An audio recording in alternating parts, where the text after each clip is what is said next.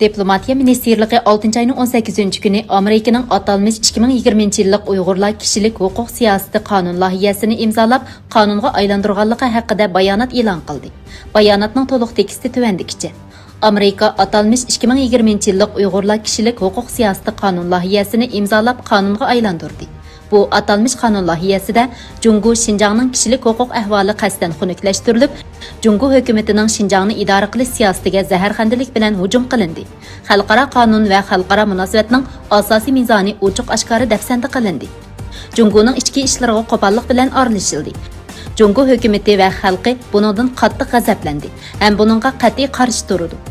Şinjanğa alaqadar məsələ hərgizmi qandaqdır kişilik hüquq, millət, din məsələsi bolmasdan, bəlkə zoravallıq, terrorluqqa və bölgünçilikə qarşı turuş məsələsi. Şinjan burun əsəbiylik, zoravallıq, terrorluq hərəkətlərinin ziyiniga çonqur uçurğan. Xalqның hayatı və mal-mülk bexatarligi ağır təhdidga uçurğan.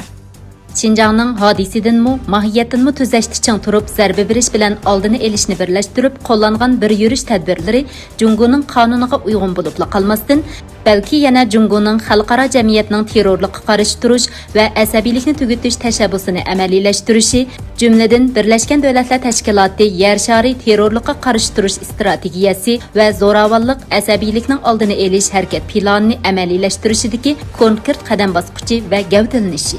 Şinjan qanat yaydırğan türlü xizmətlər arqılıq zoravonlik, terrorluq hərəkətlərinin köp yüz beriş vəziyyəti önümlük tosulub, dövlətin birliki, xavfsizligi ən zor dərəcədə qoğdulub, Şinjandakı hər millət xalqının hayatlıq hüquqi, sağlamlıq hüquqi, tərəqqiyat hüquqi qatarlıq tüp hüquqlarına kapalatlik qılındı. 3 yıldan artıq vaqtdan bu yan Şinjanda bir qatımmı zoravonlik, terrorluq delosi yüz vermedi. Milletler beraber ittifaq yaşadı. Dillar inaq ittifaq boldu. Xalqning turmushi xotirjam, baxtlik boldi. Xalqaro jamiyat Jungu hökumətinin Şinjanni idare qilish siyosatiga umumyuzlik ijobiy baho berdi. Terrorluq, asabiylik insoniyat jamiyatining o'rtaq dushmani. Har qaysi davlatlarning terrorlikqa qarshi turish, asabiylikni tugutish tirishchanligini o'xshamagan o'lchamlar orqali o'lchamaslik, texmi muhimi xalqaro axloq, haqqoniyat va insoniyatning vijdoniga xilof holda qasdan burmilmaslik kerak.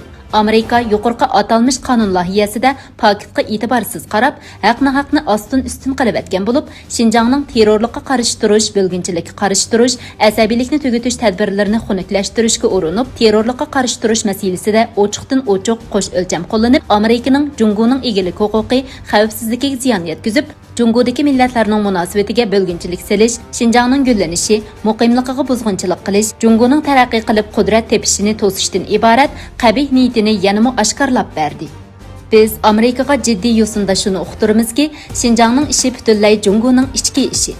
Har qanday chet elning aralashishiga yo'l qo'ymaymiz. Jungu hökuməti və xalqının dövlətinin egilik hüquqi, xavfsizligi, taraqqiyot mənfəətini qoğdaş iradəsi hərgiz təvrənməydi. Biz Amerikanı xatalıqını dərhal tüzütüb, yuqorqi Şinjanğa alaqadar qanun layihəsindən faydalanıb, Junguning mənfəətiga ziyan yetküzüş, Junguning ichki ishlariga aralashishni to'xtatishga yana bir qatim nasihat qilamiz. Undaq bo'lmaydigan, Jungu jazman qat'iy qarshi tadbir qo'llanadi.